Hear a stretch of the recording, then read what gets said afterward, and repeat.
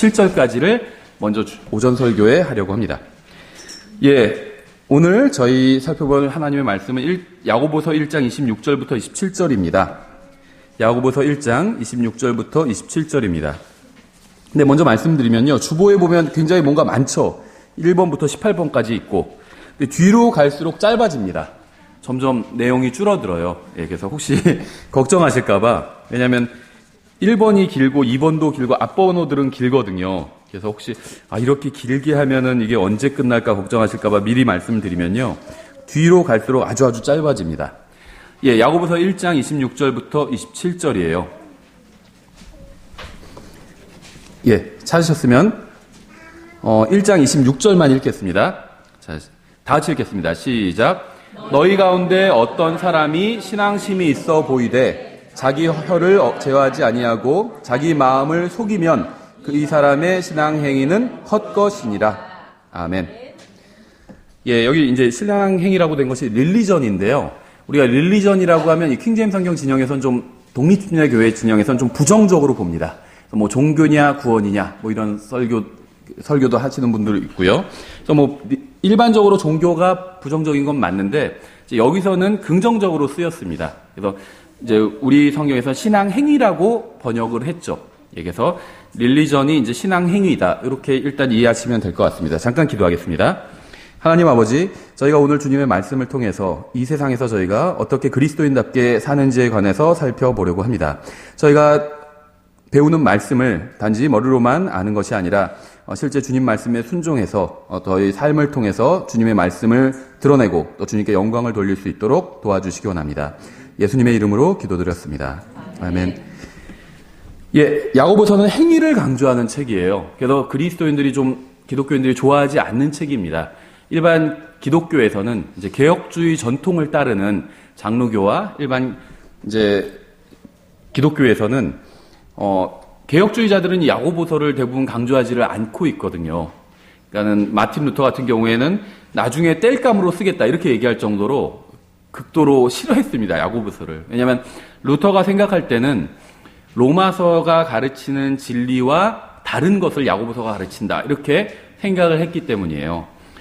또 일부 독립침례 교회들에서는 야고보서가 지금 이 신약 시대의 그리스도인들에게 하시는 말씀이 아니라 환난 때 환난 성도들에게 하시는 말씀이다 이렇게 생각하시는 분들이 있어요. 그래서 지금 우리에게 해당되지는 않는다고 생각하기 때문에 좀 소홀하게 또 다루는 경향들이 있습니다.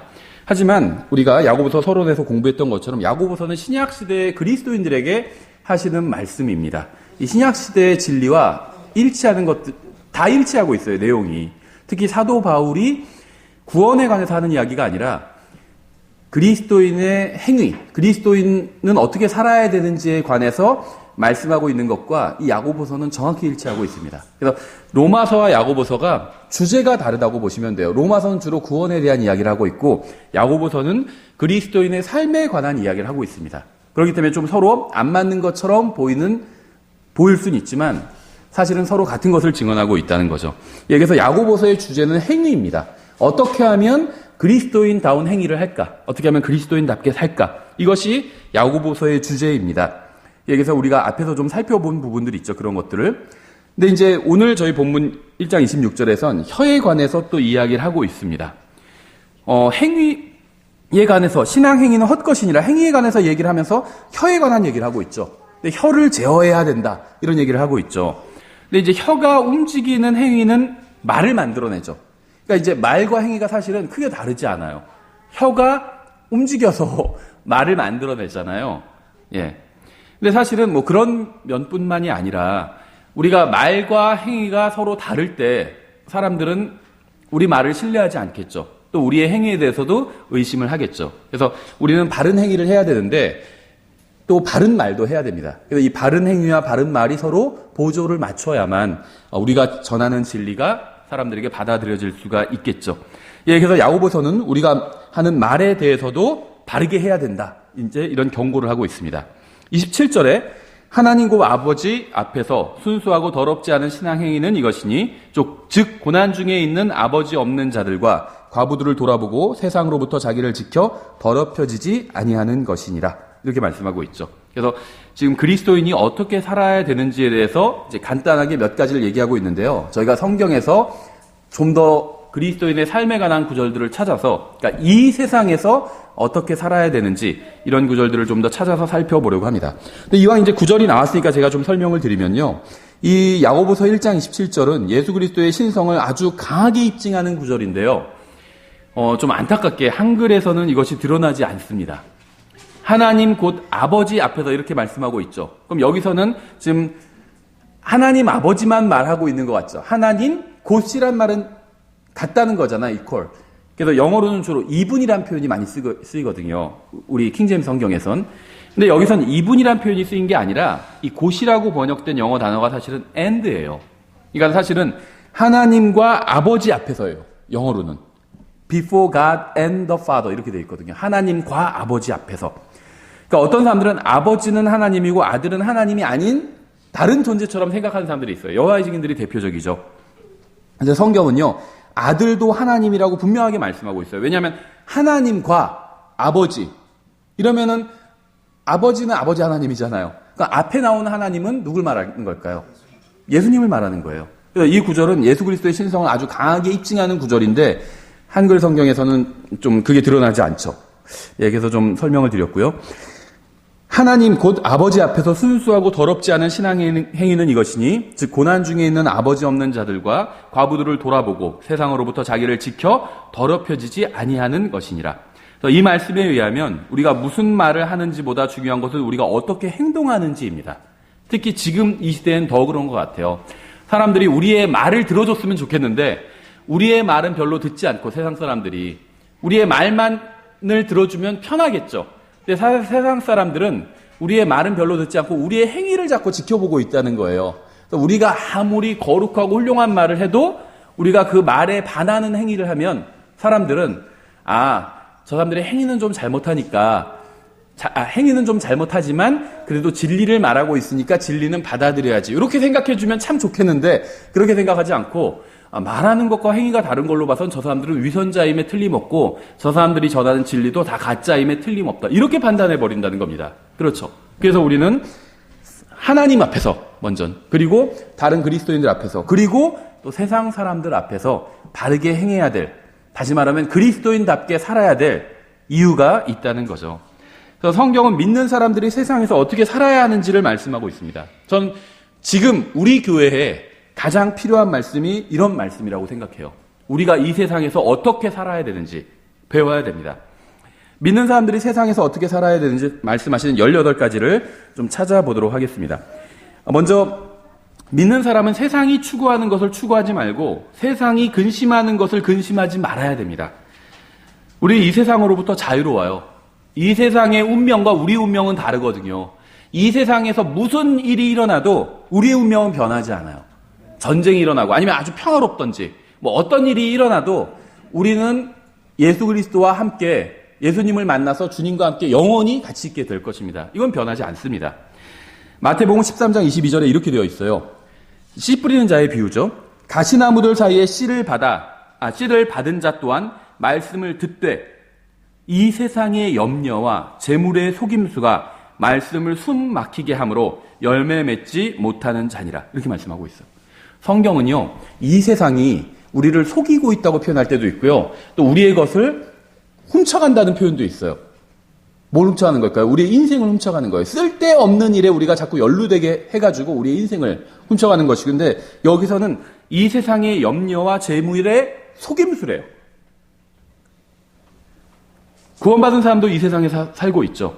하나님께서는 일하기 싫은 자는 먹지도 말라고 하셨습니다. 따라서 먹고 살기 위해서 일하는 것은 전혀 죄가 아닙니다. 이건 잘못된 게 아니죠. 하나님께서는 우리가 돈을 어떻게 사용해야 되는지에 관해서 말씀하고 있어요. 따라서 돈을 벌기 위해서 일하는 것은 전혀 죄가 아닙니다. 돈을 벌기 위해서 일한다. 이건 죄가 아니에요.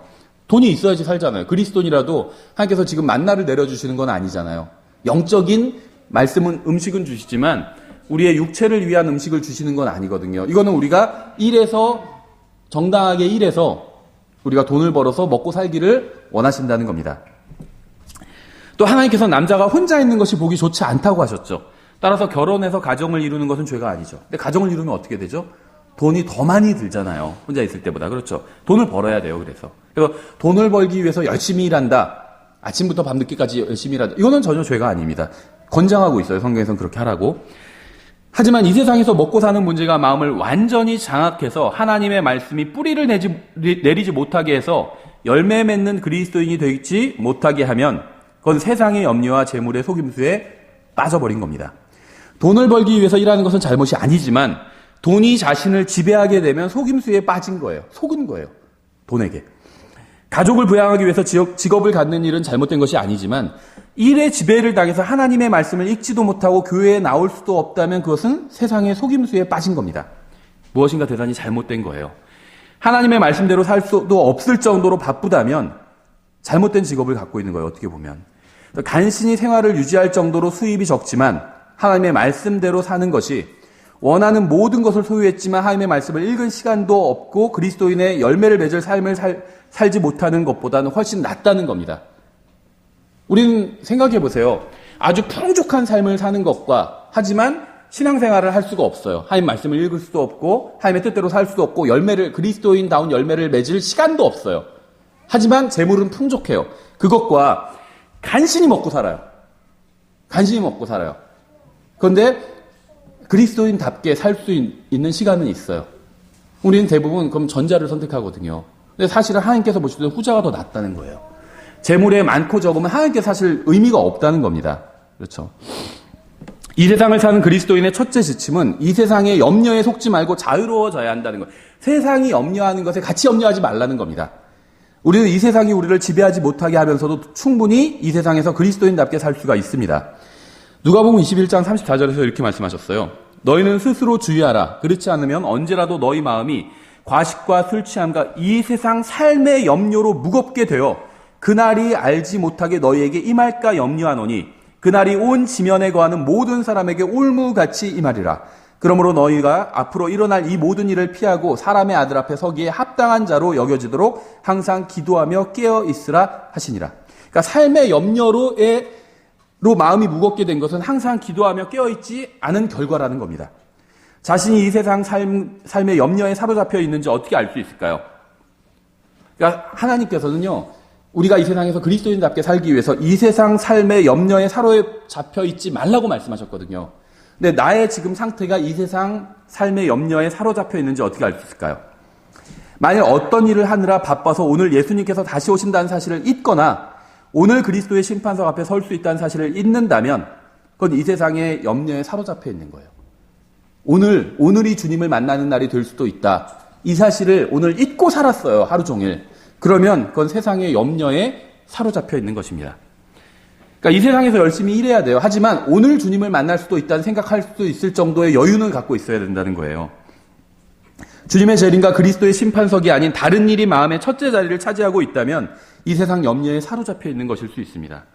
직장에서 일을 하거나 집에서 청소를 하거나 아이를 돌보면서도 마음은 예수님의 재림과 그리스도의 심판석으로 가득 차 있을 수도 있어요.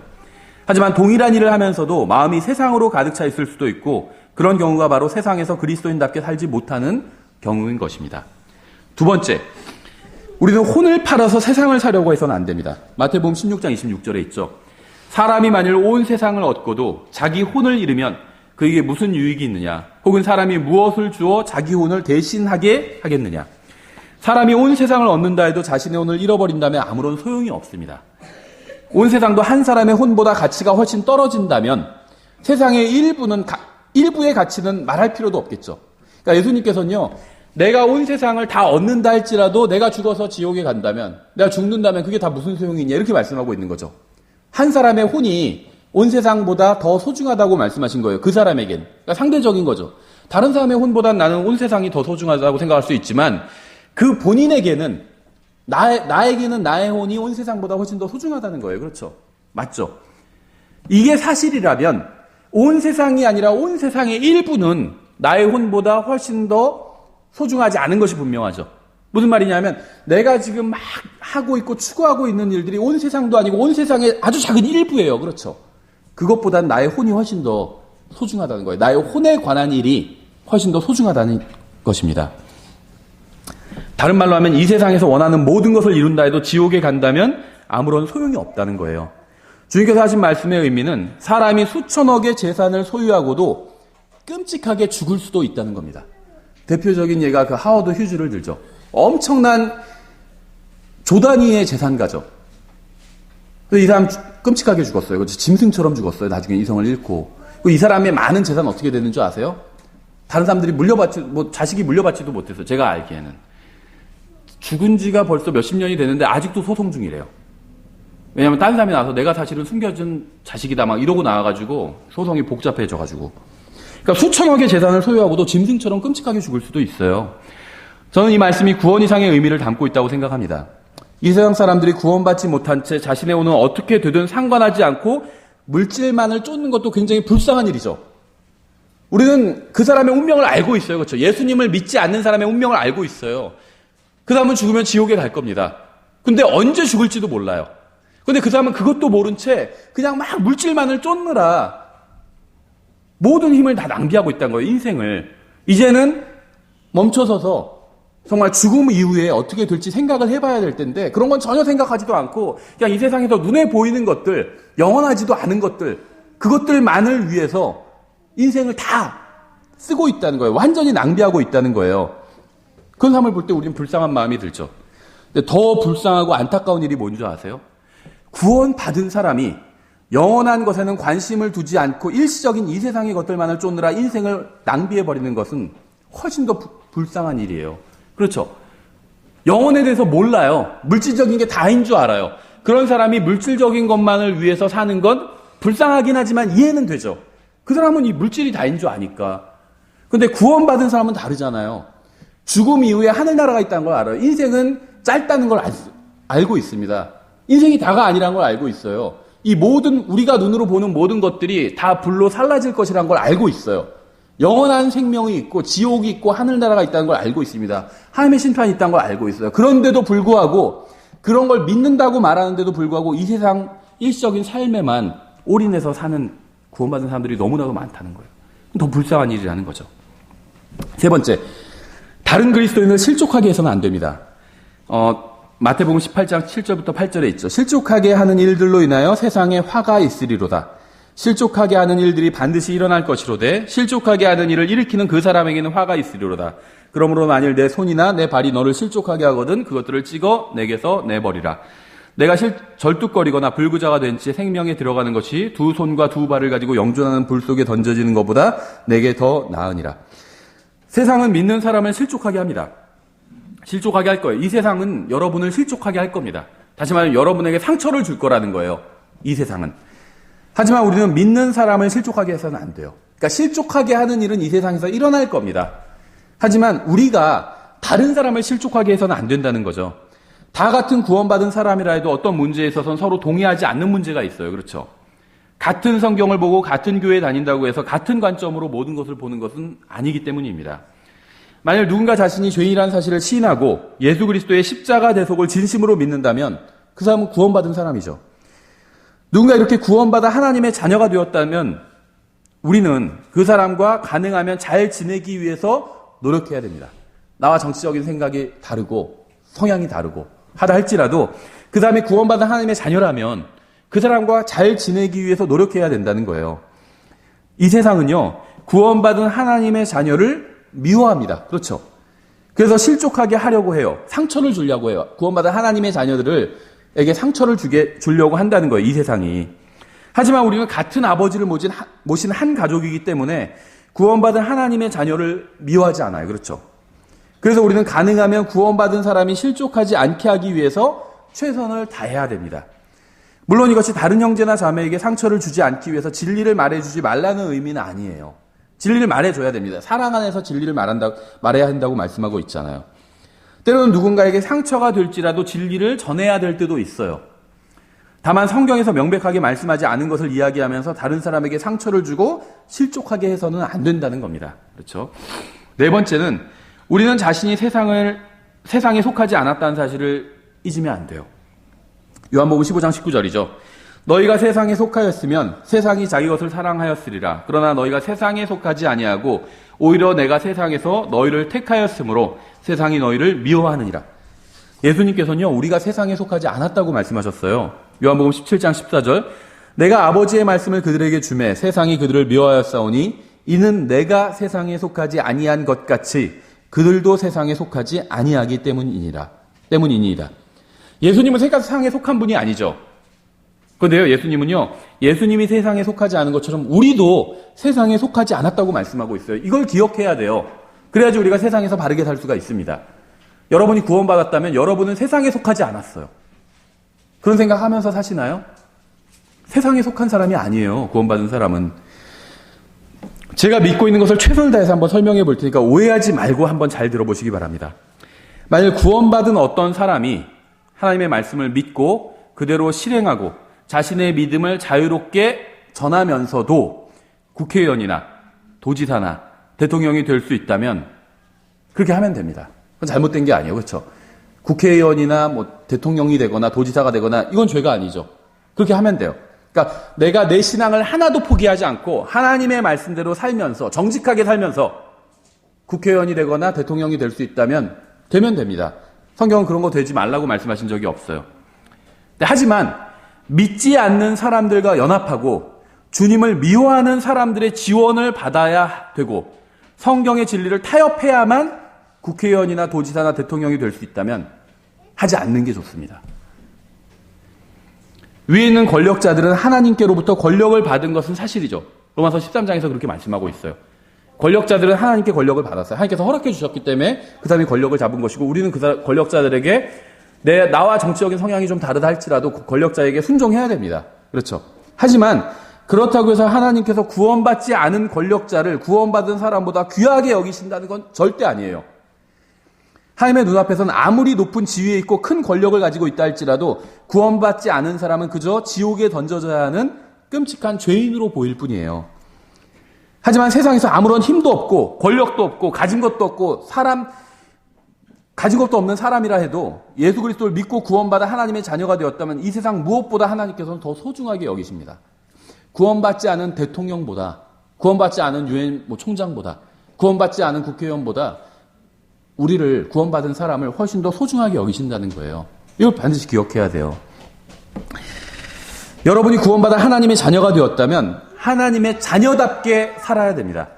세상이 무엇을 준다 해도 하나님의 자녀답게 사는 것을 포기하지 마시기 바랍니다. 세상에서 높은 자리를 준다 해도 만약에 그 자리에 내가 앉기 위해서 하나님의 자녀답게 사는 걸 포기해야 된다면 선거를 치러야 되는데 돈도 필요하고 하니까는 진리를 거부하는 사람들, 동성연애 단체, 예를 들면 동성연애자들 단체, 아니면 진화로 단체, 그런 데서 아니면 불교 단체 이런 데서 날 지원해 줘야만 내가 당선될 수 있다면 받지 말고 차라리 당선되지 않는 게 낫다는 거예요. 그렇죠. 진리를 타협하지 말라는 겁니다. 어떤 정치인이 된다고 해서 잘못된 건 아니에요. 하지만 내가 어떤 자리를 차지하기 위해서 진리를 타협해야 되고 하나님을 미워하고 우리 주 예수 그리스도를 증오하는 사람들과 연합해야 된다면 하지 말라는 거예요. 그리스도인답게 살기 위해서는. 이 세상이 날 어떻게 본다 할지라도 하나님의 아들이라는 긍지를 갖고 가장 높으신 온 세상의 창조자의 아들에 걸맞게 사시기 바랍니다. 이 세상을 부러워하지 마세요.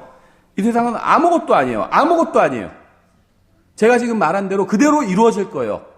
불로 살라져서 없어질 거잖아요. 이 세상은 정말 문자 그대로 아무것도 아닌 것이 될 겁니다. 그때 얼마나 후회가 되겠어요. 내가 이 세상에서 한 자리 해보려고 내가 양심에서 허락하지 않았지만 그래도 주님 부인하고 예수님 아주 증오하는 사람들과 연합해가지고 내가 그래도 당선이 되고 별짓을 다 했는데 나중에 다 사라져버렸어요. 얼마나 허무하겠어요. 오늘날 많은 영적 지도자들이 정치인이 되어버렸습니다. 정치적인 교회가 막 되어버렸어요. 교회는요, 정치랑 교회는 상관이 없어요. 가이사의 것은 가이사에게, 그렇죠. 하나님의 것은 하나님께. 우리의 일은 뭔 줄 아세요? 올바른 정치 지도자를 지도해 주는 게 우리의 일이 아니에요. 그런 사람은 없습니다. 보수건 진보건 올바른 정치 지도자는 없어요. 그래서 미국에는 이런 농담인지 속담인지 선거란 가난한 사람들이 부자들 중에서 한 사람을 선택하시는 것이 선거다 이런 말이 있어요. 진보든 보수든요. 정치인들은 사실 대부분이 다 부자예요. 돈이 많아요. 그렇죠. 예. 네. 그러니까 가장 자기 마음에 든 사람 뽑으면 됩니다. 자기 양심에 따라서 또 자기가 알고 있는 지식에 따라서 정보에 따라서 뽑으면 돼요. 그런데 그 사람들이요. 절대 우리를 행복하게 해줄 수가 없습니다. 우리를 행복하게 해줄 수 있는 분은 한 분밖에 없어요. 예수님밖에 없어요. 그렇죠. 저는 정치인 저도 투표를 합니다. 하지만 제가 정말 지지하는 정치인은 없어요. 제가 지지하는 분은 한 분밖에 없어요. 저는 가장 이해가 안 되는 게 뭐냐면요. 이거는 그냥 제 개인적인 얘기예요. 성경적으로 그분들이 죄를 짓고 있다. 이런 얘기를 하는 건 절대 아닙니다. 그냥 제가 이해가 되지 않는 건, 할 수도 있는데 이해가 되지 않는 건 뭐냐면, 막 사람의 이름을 연호하는 거예요. 자기가 좋아하는 정치인의 이름을 연호하는 거. 이게 죄는 아니죠. 제가 그런 분들을 정죄하는 건 아니에요. 그냥 다만 제가 이해가 되지 않는다는 말을 할 뿐이에요. 특히 구원받은 사람이, 진리를 아는 사람이 막 사람의 이름을 연호하고 있어요. 그럴 수도 있죠. 전 정죄할 마음이 없어요. 그런 게 죄다 이런 말은 없잖아요. 근데 그냥 제가 이해가 안 된다는 거예요. 전 제가 연호하고 싶은 분은 한 분밖에 없어요. 내가 지지한다 이렇게 공개적으로 밝히고 싶은 분은요, 한 분밖에 없어요. 예수님밖에 없어요. 정치적인 목적을 위해 구원받지 않은 자들과 연합하고, 심지어 우리를 위해서 자신의 생명을 기꺼이 내어주신 예수님을 미워하고 하나님의 말씀을 부정하는 자들과 연합하고 있는 사람들이 있어요. 정치적인 목소리를 내기 위해서. 그런 교회들이 있어요. 심지어 킹제임 성경 진영에도 정치 교회들이 있어요. 근데 그 사람들이 누구랑 연합하는 줄 아세요? 이건 좌우를 떠나서 예수님을 미워하고 예수님을 증오하고 예수님 외에 다른 구원의 길이 있다고 주장하는 단체들과 막 연합해요. 자기가 지지하는 정치 지도자에 대해 힘을 실어주기 위해서. 이게 올바른 것인지 한번 생각해 봐야 된다고 생각합니다. 그렇지 않나요? 이건 진보 보수를 떠나서. 그렇죠. 왜 예수님을 미워하는 사람들, 예수님 외에 다른 구원의 길이 있다고 주장하는 사람들과 왜 연합해야 돼요? 전 그런 마음이 전혀 없습니다. 차라리 그냥 정치적인 그런 걸 포기하고 싶어요. 그럴 바에는. 그렇죠. 너희가 세상에 속하였으면 세상이 자기 것을 사랑하였으려니와, 그러나 너희가 세상에 속하지 아니하고 도리어 내가 세상에서 너희를 택하였으므로 세상이 너희를 미워하느니라. 우리는요, 세상에 속하지 않았어요. 근데 왜 자꾸 세상의 것에 너무 막 그렇게 큰 관심을 갖는지 모르겠어요. 세상 정치가 어떻게도, 누가 당선돼도요, 이 세상은 불로 멸망할 거예요. 진보나 보수나 누가 당선돼도. 그러니까 아무나 찍어도 된다, 이런 말은 아니에요. 그나마 일시적으로나마 이 나라를 잘 운영할 사람을 찍어야 되겠죠. 그렇죠. 근데 거기에 목숨 걸지 말라는 거예요. 그걸 때문에 다른 형제를 미워하지 말라는 겁니다. 그렇지 않나요? 예수님이 우리가 세상에 속하지 않았다고 분명하게 말씀하셨어요. 내가 아버지의 말씀을 그들에게 주매 세상이 그들을 미워하였사오니 이는 내가 세상에 속하지 아니한 것 같이 그들도 세상에 속하지 아니하였기 때문이니이다. 주님께서는 우리가 세상에게 하나님의 말씀을 주면 세상이 우리를 미워한다고 말씀하셨습니다. 그렇죠. 이 말씀이 무엇을 의미하는지 아세요?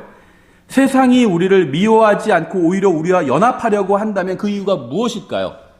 세상 단체, 정치단체, 무슨 시민단체 이런 데가 우리 교회와 연합하자고 와요. 그럼 그게 뭘 의미하는 걸까요?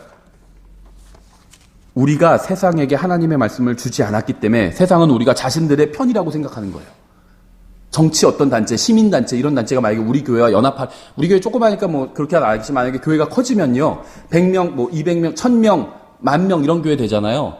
시민단체, 무슨 정치단체 이런 데서 연합하자고 와요. 그럼 그게 뭘 의미하는지 아세요? 우리가 세상에게 하나님의 말씀을 주지 않았음을 의미하는 거예요. 우리가 세상에게 하나님의 말씀을 주면요. 세상은 우리를 미워해요. 근데 우리가 주지 않으면 세상은 우리와 연합하려고 합니다. 대단히 잘못된 거예요. 세상은 여러분을 미워하고 있습니다. 이 세상의 신은 여러분을 미워해요. 그렇죠? 그런데 만약에 여러분을 사랑한다면, 여러분과 함께하고 싶어하고 세상이 여러분과 연합하고 싶어한다면 그럼 뭔가 대단히 잘못된 거예요. 우리가 하나님의 말씀을 세상에 전해주지 않았다는 증거라는 거죠. 우리는 세상에서 살고 있고 세상에서 살기 위해서 세상에서 일하고 있지만 결코 우리가 잊지 말아야 될 두 가지 사실이 있습니다. 우리는 세상에 속하지 않았다는 것과 우리가 세상에 하나님의 말씀을 전해주면 세상은 우리를 미워할 것이라는 사실이에요. 세상은 우리와 연합하기 위해서 결코 자신의 신념을 버리지 않을 겁니다. 교회와 연합해야 되니까 우리가 성경에 반대되는 신념들은 다 버리자. 그러지 않을 거라는 거예요. 우리가 세상과 연합하기 위해서는 우리가 우리의 믿음을 버려야 돼요. 이것이 바로 우리가 그 어떤 대가를 치르더라도 세상과 연합할 수 없는 이유인 것입니다. 세상과 연대해서 뭘 하면 교회에 지원을 해주겠습니다. 예를 들면 정치적인 목소리를 내주고 우리 단체와 연합해서 같이 무엇을 하면 1억을 지원해 주겠습니다. 이래도 받지 않는 게 낫다는 겁니다. 그렇죠. 물론 우리는 세상과 아무런 이유도 없이 싸울 필요는 없어요. 가능하면 모든 사람과 화목하게 지내야 됩니다. 세상과도 화목하게 지내요. 우리 이웃과도, 사회단체들과도 가능하면 화목하게 지내야 돼요. 하지만 어떤 사람이나 단체가 우리에게 십자가와 하나님의 말씀을 버리면 자신들과 연합할 수 있다고 제안을 한다면 우리는 그들과의 연합을 통해서 어떤 이득을 취할 수 있다 해도 조금의 망설임 없이 그들의 제안을 거절할 것입니다. 예수님을 믿는 사람들은 세상에 속하지 않았어요. 만약 여러분이 예수님을 믿는다면 여러분은 세상에 속하지 않았습니다. 이 사실을 주님께서 오실 때까지 절대 잊으면 안 돼요. 다섯 번째, 우리는 세상에서 자신의 생명을 사랑하지 말아야 됩니다. 요한복음 12장 25절이죠. 자기 생명을 사랑하는 자는 그것을 잃을 것이요 이 세상에서 자기 생명을 미워하는 자는 영생에 이르도록 그것을 간직하리라. 이건 조금 사실 좀 어려운 말씀이에요. 여러 가지 면에 있어요. 이해하기도 어렵고 실행하기도 어렵고 어려운 말씀이고 이게 고기에 해당하는 말씀이에요. 대환란과 천년왕국과 이런 게 고기에 해당하는 말씀이 아니에요. 그건 이해하기 쉬워요. 그렇죠? 이게 고기에 해당하는 말씀이에요. 이걸 이해하고 소화시키기가 어려워요. 실행하기가 어려워요. 주님께서 찾으시는 사람은 이 세상 모든 사람들, 심지어 친구들마저 반대해도 하나님의 말씀을 전하고 그 말씀대로 사는 사람, 이런 사람을 하나님께서는 지금 찾고 계시고 관심을 두고 계세요. 이런 사람이야말로 하나님의 일을 할 수 있거든요. 온 세상 모두 다 반대해도 하나님의 말씀을 끝까지 붙들고 전하는 사람, 이 사람을 찾고 계신다는 거예요. 주님께서 찾으시는 사람은 하나님의 말씀을 지키기 위해서라면 온 세상이 반대하고 대적한다 해도 전혀 상관하지 않는 사람입니다. 만약 여러분이 예수 그리스도에 대한 사랑을 지키기 위해서 이 세상에서 잘 되는 것을 포기할 수 있다면 여러분은 영원한 생명이 무엇인지 이해하게 될 거예요. 이게 이 말씀이 하고 있는 말이에요. 영원한 생명을 얻는 것은 쉬워요. 그렇죠? 예수님을 믿으면 영원한 생명을 얻습니다. 십자가에 달리신 예수님이 그냥 달려 죽으신 것이 아니라 내 죄값을 치르기 위해서 십자가에 달려서 피를 흘리고 죽으셨다는 그 사실을 내가 믿음으로 받아들이면 영원한 생명을 얻을 수 있어요. 그러니까 영원한 생명을 얻는 것은 물을 마시는 것처럼 십자가 달린 예수님을 보는 것처럼 빵을 먹는 것처럼 쉬운 일이에요. 하지만 그것이 무엇인지 제대로 이해하는 것은 어렵습니다. 선물을 받는 건 쉽죠. 근데 받고 보니까 이게 뭔지 모르겠어요. 이해하는 건 어려울 수도 있다는 거예요. 그렇죠? 영원한 생명을 받기 위해서는 예수님께서 우리를 위해서 십자가 위에서 포기하신 생명을 받아들이면 되지만 영원한 생명을 제대로 이해하기 위해서는 주님을 위해서 우리가 이 세상에서 우리의 생명, 인생을 포기해야 돼요. 반대라는 거예요. 영원한 생명을 받기 위해서는 우리를 위해서 포기하신 주님의 생명을 받아들이면 되지만 영원한 생명을 이해하기 위해선 이 세상에서 이제 우리가 주님을 위해서 우리의 생명을 포기해야 된다는 거예요. 그렇게 하지 않아도 구원은 전혀 문제가 없어요. 주님께서 자신의 생명을 포기하셨기 때문에 우린 구원받았죠. 근데 우리가 우리의 생명을 포기하지 않아도 우리는 구원을 받는다는 겁니다. 하지만 영원한 생명이 무엇인지는 이해하지 못한다는 거예요. 여러분에게는 사랑하는 가족이 있죠. 그 가족의 필요를 공급할 수 있는 직장이 있으신가요? 하나님의 말씀을 배우고 같은 믿음을 가진 사람들, 형제 자매들과 교제를 나눌 수 있는 교회가 있나요? 또 여러분에게 하나님의 뜻을 알려줄 바른 성경이 있나요? 만약 여러분이 사랑하는 가족과 직장과 교회와 말씀을 가지고 있다면 여러분이 이 세상에서 필요한 모든 것을 다 가지고 있는 겁니다.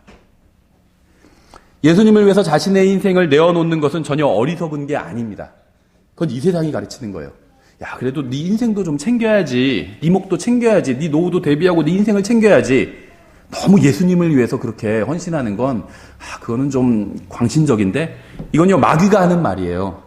예수님을 위해서 자신의 인생을 온전히 주님께 내어드리는 것은 절대 어리석은 게 아니에요.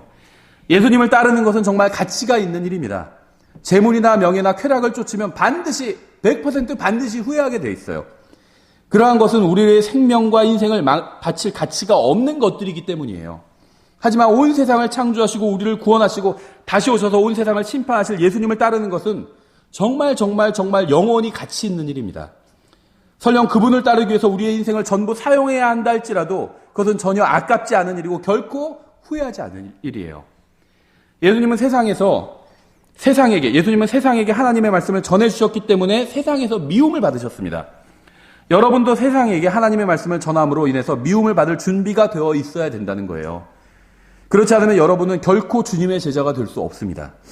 예수님께서는 사람들에게 그들의 종교가 그들을 지옥에 보낼 것이라고 말씀하셨고 그래서 미움을 받으셨어요. 우리도 이렇게 사람들에게 진리를 말하고 미움을 받을 준비가 되어 있어야 됩니다. 이것이 바로 자기 생명을 사랑하는 자는 그것을 잃을 것이요 이 세상에서 자기 생명을 미워하는 자는 영생에 이르도록 그것을 간직하리라. 이 말씀의 의미예요. 예수 그리스도의 십자가 대속을 진심으로 믿지 않으면 누구도 구원받을 수 없습니다. 십자가 대속 없는 교회는 또 하나의 종교일 뿐이고 그런 종교에서 아무리 열심히 신앙생활을 한다 해도 그 끝은 지옥일 뿐이죠. 그러니까 우리는 예수님처럼 이러한 사실을 사람들에게 말할 수 있어야 돼요. 이런 사실을 말하면요. 근데 미움을 받게 돼요. 그럴 각오가 되어 있어야 된다는 거예요. 여섯 번째, 우리는 이 세상에서 구원받아야 됩니다. 갈라디아서 1장 4절이죠. 그분께서 하나님 곧 우리 아버지의 뜻에 따라 이 악한 현 세상에서 우리를 건지시려고 우리의 죄들로 인하여 자신을 주셨으니 우리가 지옥으로부터 구원받은 건 사실이죠. 예수님을 믿고 지옥으로부터 구원받았어요. 그런데 성경에는요. 그런 표현이 없어요. 그게 저는 잘못됐다는 게 아니라 사실이에요. 우리가 예수님을 믿을 때 지옥으로부터 구원받았습니다. 그래서 우린 죽어도 지옥에 가지 않아요. 그런데 성경엔 그런 말이 없다는 겁니다. 그런 개념은 있지만 그럼 성경은요. 우리가 무엇으로부터 구원받았다고 하냐면요. 죄로부터 구원받았다고 하고 또 이 세상으로부터 구원받았다고 그래요. 우리를 이 세상에서 건지시려고 우리를 자신을 주셨다고 말씀하고 있잖아요. 그렇죠. 예수님께서는 악한 이 현 세상에서 우리를 건지시려고 십자가 위에서 자신의 생명을 내어놓으셨습니다. 만일 우리가 주님께서 우리를 이 세상에서 건지시려고 십자가 위에 달려 돌아가셨다는 사실을 진짜 진심으로 믿는다면 우리는 이 세상을 위해서 살아서는 안 되는 거예요. 그렇죠. 일곱 번째, 우리는 세상에 대해서 못 박혀 있어야 됩니다. 우리는 세상에서 구원받아야 될 뿐 아니라 세상에 대해서 십자가에 못 박혀 있어야 돼요. 갈라디아서 6장 14절이죠. 그러나 나는 우리 주 예수 그리스도의 십자가 외에 결코 어떤 것도 자랑할 수 없나니 그분으로 말미암아 세상이 나에 대하여 십자가에 못 박혀 있고 나 또한 세상에 대하여 그러하니라. 주님께서는 악한 이 현 세상에서 사람들을 구원하셨는데 구원받은 많은 사람들이 다시 세상으로 돌아가고 있어요. 우리를 세상에서 구원하셨는데 세상으로 다시 돌아가는 겁니다. 그렇죠. 이건 몸이 같다는 게 아니에요. 우리 몸은 세상에 있죠. 근데 우리의 마음은 하늘에 가 있어야 돼요. 마음이요, 세상에 그대로 있는 거예요. 주님께서 우리를 세상적인 것들로부터 구원하셨는데 우리는 세상으로 다시 돌아가면서 아무런 문제를 못 느끼면서 살고 있습니다. 그래서 주님께서는 우리를 세상에서 건지셨을 뿐 아니라 세상에 대하여 아예 못 박아버리셨어요. 이제 우리가 세상으로 돌아가기 위해서는 우리가 세상에 대해서 십자가에 못 박혀 있다는 주님의 말씀을 부인해야 되는 거예요. 세상으로 돌아가려면 십자가에 못 박혀 있다는 주님의 말씀을 부인하고 가야 된다는 겁니다. 우리는 주님의 말씀을 믿고 다시는 세상으로 돌아갈 수 없다는 사실을 믿음으로 받아들여야 돼요. 우리는 세상에 대해서 십자가에 못 박혔습니다. 그래서 우리가 아무리 세상으로 돌아가 이전처럼 즐기려고 해도 그게 잘 되지 않을 거예요. 즐겁지도 않을 겁니다. 여덟 번째, 우리는 세상에서 빛이 되어야 됩니다. 이것도 좀 많은 사람들이 오해하고 있는 말씀인데요. 한번 잘 들어보세요.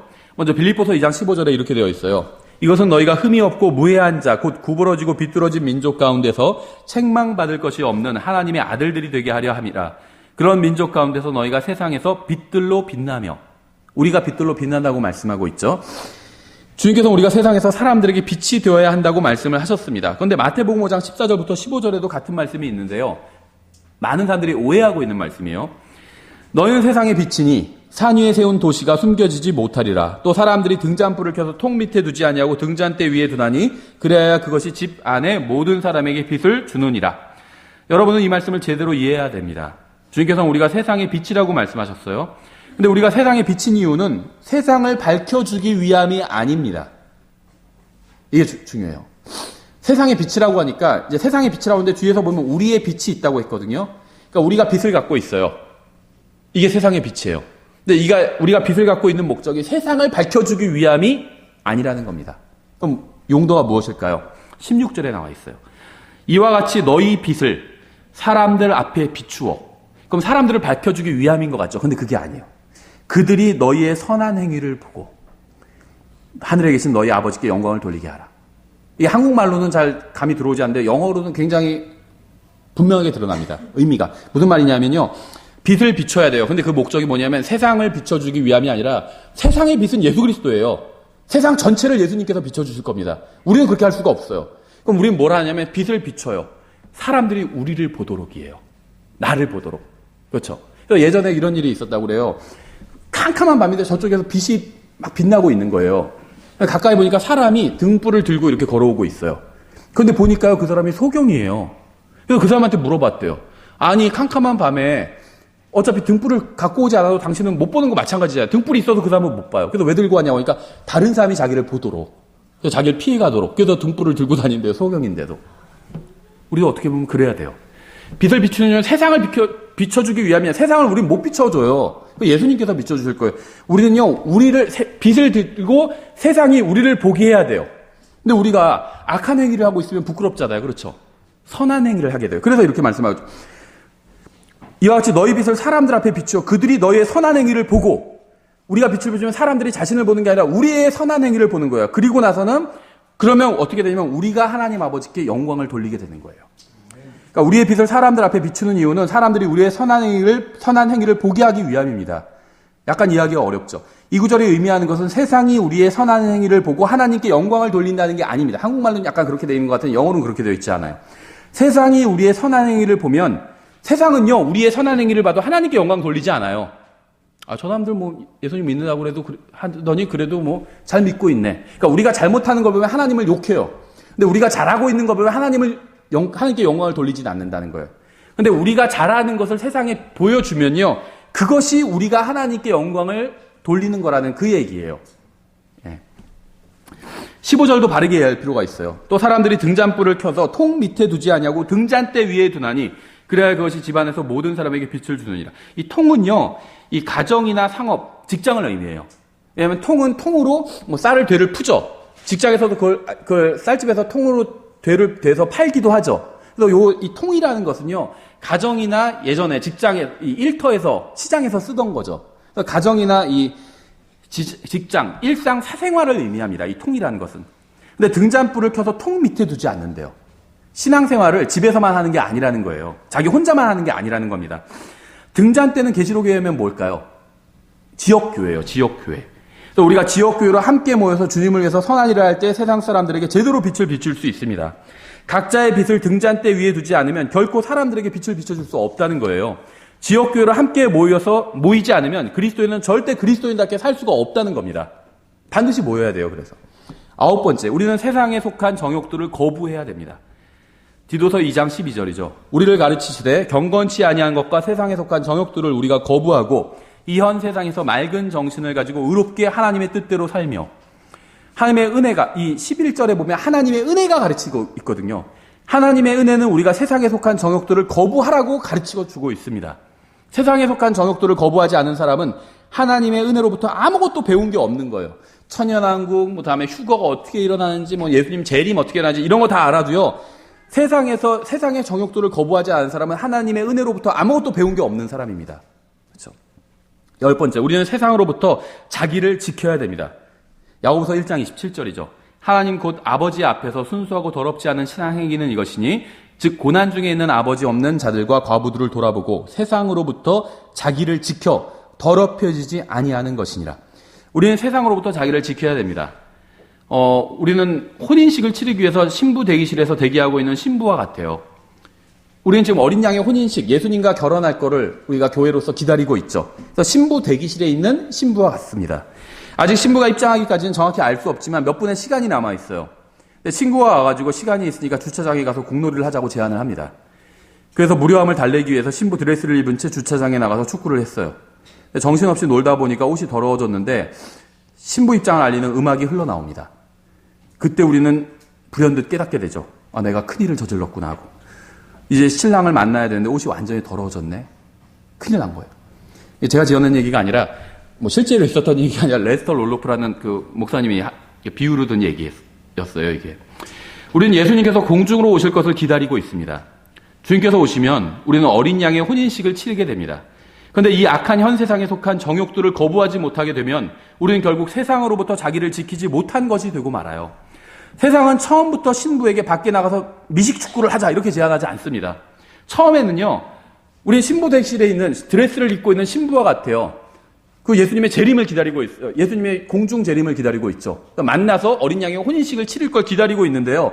세상이 우리에게 옵니다. 그래서 처음에는요, 밖에 나가서 그냥 공놀이만 하자, 공만 서로 주고받기만 하자 이렇게 얘기한다는 거예요. 그럼 그 정도는 할 수 있을 것 같아. 나갔어요. 공 주고받기 하더니 그 다음엔 그냥 축구 좀 하자. 태클도 걸고 축구도 하자. 거기 그 제안에 넘어가면요, 나중에는요 그냥 미식축구 하자고 그래요. 완전히 뒤엉켜서 막 난리치는 예. 부끄럽지만 사실을 말씀드리겠습니다. 아마 우리 중에는 완전히 더러워진 신부 드레스를 입고 신랑이신 예수 그리스도를 맞게 될 사람도 있을 거예요. 대기실에서 얌전히 자신을 세상의 더러움으로부터 지키지 못하고 나가서 세상과 막 뒹굴고 별짓을 다 하고 돌아온 거예요. 신부 드레스가 찢어지고 막 옷이 묻어있고 막 뭐가 묻어있고 가서 막 고기도 뜯고 오고 막 그래가지고 잔뜩 양념도 묻어있고 그럴 사람들이 더 많다는 겁니다. 그렇죠. 11번째, 세상과 친구가 되지 말아야 됩니다. 야고보서 4장 4절이죠. 너희 가늠하는 남자들과 가늠하는 여자들아, 세상과 친구가 되는 것이 하나님과 원수가 되는 것인 줄 너희가 알지 못하느냐. 그러므로 누구든지 세상의 친구가 되고자 하는 자는 하나님의 원수가 되느니라. 우리는 세상에게 하나님의 말씀을 전하기 위해 가능하면 세상과 화목하게 지내야 됩니다. 세상에서 부드럽게 말아야 될 때도 있고 호의를 베풀어 줘야 될 때도 있어요. 그렇죠. 하나님의 말씀을 전하기 위해서, 간증을 지키기 위해서 화가 나도 좀 부드럽게 이야기하고 가능하면 부탁도 들어주고 그래야 될 때가 있다는 거예요. 하지만 그렇다고 해서 세상과 친구가 돼서는 안 됩니다. 세상이 자신의 신념을 버리고 우리의 믿음에 동의해서 친구가 되고자 한다면 언제든 환영하지만 세상의 친구가 되고자 우리의 믿음을 버려야 된다면 결국 세상의 친구는 될 수 있어도 하나님의 원수가 되고 말아요. 이것은 구원에 관한 이야기가 아니라 영적 상태에 관한 이야기입니다. 우리는 이웃에게 음식을 줄 수 있죠. 이웃과 잘 지내는 게 전혀 문제예요. 이웃이 기독교 그리스도인이어야만 잘 지내야 되는 게 아니에요. 예수님 믿지 않아도 이웃과 잘 지내야 됩니다. 그렇죠. 음식을 서로 주고받을 수도 있어요. 만약 이웃이 우리와 함께 주일에 교회에 가고 싶다고 하면 언제든 환영합니다. 교회 가본 적이 없는데 한번 예수님 믿어보고 싶어요. 주일 아침에 함께 교회 나가요. 저 교회 데려다 줄 수 있으세요? 하면 환영해요. 그렇죠. 하지만 주일 오전에는 함께 교회에 갔다가 주일 밤에는 함께 나이트클럽에 가자고 하면 우린 단호하게 거부한다는 거예요. 내가 네 것도 좀 해줬으니까 우리 즐기는 것도 같이 해줘. 이렇게 하면 우린 거부한다는 겁니다. 우리는 세상과 친구가 되기 위해서 그런 제안을 받아들이는 어리석음을 범하지 말아야 된다는 겁니다. 12번째, 우리는 세상에 있는 썩을 것들을 피해야 됩니다. 베드로서 1장 4절이죠.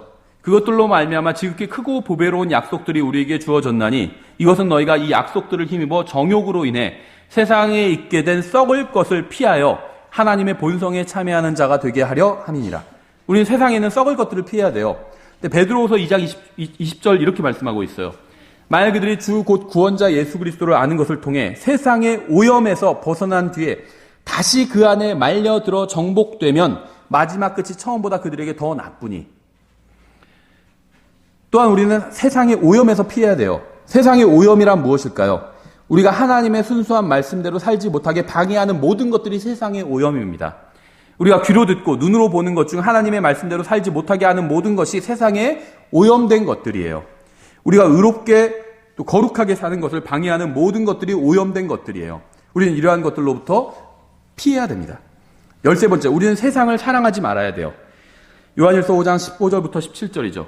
세상이나 세상에 있는 것들을 사랑하지 말라. 어떤 사람이 세상을 사랑하면 아버지의 사랑이 그 속에 있지 아니하니 세상에 있는 모든 것, 즉 육신의 정욕과 안목의 정욕과 인생의 자랑은 아버지에게서 나지 아니하고 세상에서 나느니라. 세상도 그것의 정욕도 사라지되 오직 하나님의 뜻을 행하는 자는 영원토록 거하느니라. 만일 세상이 하나님의 말씀과 반대되는 것을 제안한다면 우리는 세상을 미워야 하나님을 사랑할 수 있어요. 서로 반대되는 두 개를 같이 사랑할 수는 없기 때문에 그렇죠. 14번째, 우리는 세상에서 그리스도처럼 살아야 됩니다. 요한일서 4장 17절. 이 점에서 우리의 사랑이 완전하게 되었나니 이것은 우리가 심판날에 담대함을 가지게 하려 함이라. 이는 그분께서 어떠하신 것 같이 우리도 이 세상에서 그러하기 때문이니라. 이렇게 말씀하고 있어요. 우리는 나중에 예수님께서 오시면 우리가 하나님의 아들이라는 사실이 세상에 드러나게 될 것이라는 요한일서 3장 2절의 말씀을 좋아하죠. 사랑하는 자들아, 이제 우리는 하나님의 아들들이니라. 우리가 앞으로 어떻게 될지는 아직 나타나지 아니하였을 때 그분께서 나타나시면 우리가 그분과 같게 될 줄 아노니 이는 우리가 그분께서 계신 그대로 볼 것이기 때문에. 예수님께서 재림하시면요, 나중에 공중으로 오시면 우리가 변화받아 올라가게 되죠. 그러면 우리가 예수님과 같이 우리의 몸이 영광스러운 몸으로 변화되게 된다는 거예요. 예수님께서 오시면. 이건 우리가 좋아하는 구절이죠. 그런데 성경은 바로 다음 장에서 주님께서 어떠하신 것 같이 우리도 세상에서 그러해야 한다고 말씀하고 있어요. 쉽게 말하면 우리가 세상에서 그리스도처럼 살아야 된다는 겁니다. 그래서 성경은 우리를 그리스도의 대사라고 부르고 있는 거예요. 이 세상의 대사가 아니에요. 우리는 그리스도의 대사예요. 15번째, 우리는 세상을 이겨야 됩니다. 요한일서 5장 4절 5절이죠. 무엇이든지 하나님에게서 난 것은 세상을 이기느니라. 세상을 이기는 승리는 이것이니 곧 우리의 믿음이니라. 예수님께서 하나님의 아들이심을 믿는 자가 아니면 누가 세상을 이기는 자냐? 예수님을 믿는 사람들은 세상과 대립하고 있습니다. 근데 감사하게도 세상은 믿는 사람들을 결코 이길 수가 없어요. 하지만 믿는 사람은 세상을 이길 수 있습니다. 마귀는 우리가 세상을 이기지 못할 것이라고 속이고 있어요. 우리는 이미 세상에 승리하신 예수 그리스도 안에 있기 때문에 언제든지 믿음으로 세상에게 승리를 거둘 수 있습니다. 16번째, 우리는 세상에서 택함을 받았다는 사실을 기억해야 됩니다. 요한복음 15장 19절이죠. 너희가 세상에 속하였으면 세상이 자기 것을 사랑하였으리라. 그러나 너희가 세상에 속하지 아니하였고 도리어 내가 세상에서 너희를 택하였으므로 세상이 너희를 미워하느니라. 우리는 세상에서 주님께 택함을 받았습니다. 따라서 세상이 우리를 미워한다고 해서 우리가 세상에서 원하는 대로 살지 못한다고 해서 두려워하거나 실망할 필요가 없다는 거예요. 17번째, 우리는 세상에 동화되지 말아야 됩니다. 로마서 12장 2절이죠. 너희는 이 세상에 동화되지 말고 오직 너희 생각을 새롭게 함으로 변화를 받아 하나님의 그 선하시고 받으실 만하며 완전하신 뜻이 무엇인지 입증하도록 하라. 이 세상은 세상만의 말하는 방식과 생각하는 방식과 행동하는 방식과 살아가는 방식이 있습니다. 우린 거기에 동화되지 말아야 된다는 거예요. 마지막으로 18번째, 우리는 사람들의 교리에 흔들리지 말아야 됩니다. 골로새서 2장 20절부터 22절이죠. 그러므로 너희가 세상의 유치한 원리들로부터 떠나 그리스도와 함께 죽었거늘 어찌하여 세상에 살고 있는 것 같이 규례들에 복종하느냐. 곧 만지지도 말고 맛보지도 말고 손을 대지도 말라 하는 것이니 이 모든 것은 사용하는 대로 없어질 것이요 사람들의 명령들과 교리들에 따른 것이라. 우리는 사람들의 교리에 흔들려서는 안 됩니다. 아무도 여러분을 사람들의 교리로 흔들지 못하게 해야 돼요. 그러기 위해서는 여러분이 하나님의 말씀을 읽고 연구하고 묵상하고 암기해야 되겠죠. 그래야지 사람들의 인간의 교리로 우리의 믿음을 흔드는 것을 우리가 막을 수 있겠죠. 구원받은 사람은 세상에 대해서 십자가에 못 박혀 있고 세상에 대해서 죽었습니다. 하나님께서 그렇게 말씀하셨어요. 만약 여러분이 구원받았다면 여러분은 세상에 대해서는 죽어 있고 하나님에 대해서는 살아 있습니다. 하지만 불행하게도 정반대로 사는 사람들이 있어요. 구원받았다고 하면서도 세상에 대해서는 살아있고 하나님에 대해서는 죽은 채로 인생을 낭비하고 있는 사람들이 있다는 거예요. 오늘 우리가 살펴본 말씀들을 여러분의 마음과 생각과 인생에 새긴다면 여러분이 그리스도의 심판석에서 아무것도 후회할 것이 없게 될 것입니다. 주님께서 이 말씀들을 통해서 여러분의 마음을 씻어주시고 여러분의 인생을 완전히 새롭게 변화시켜 주시기를 진심으로 원합니다. 예, 저희가